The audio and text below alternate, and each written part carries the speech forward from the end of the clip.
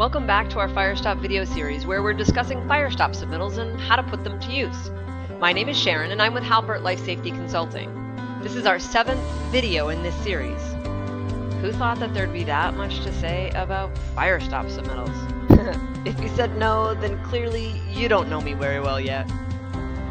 Already we've talked about the differences between MC cables and flexible metal conduits. That would be a 3000 series cable and a 1000 series conduit, even though they look pretty much the same once they're pulled and connected.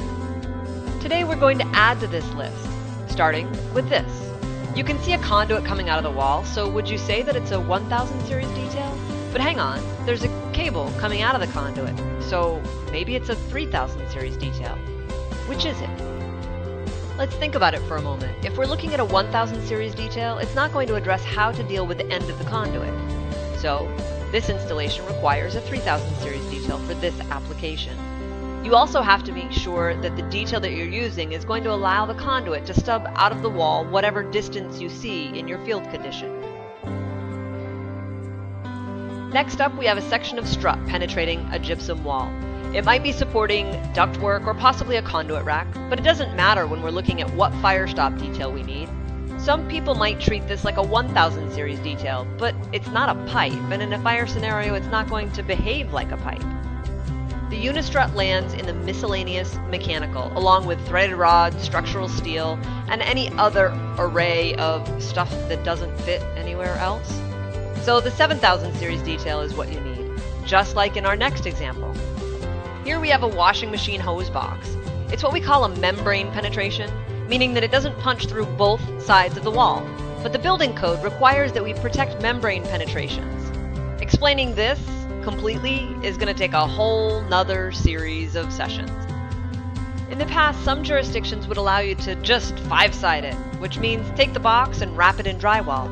But more and more building officials are not allowing this because they know that there's no way that it can pass ASTM E119 or ASTM E814 tests. Here's a list of other membrane penetrations to be on the lookout for. If any of these are mounted in a non-rated wall, then they're fine. But if they're mounted in a rated wall, then they require some sort of protection in order to be code compliant.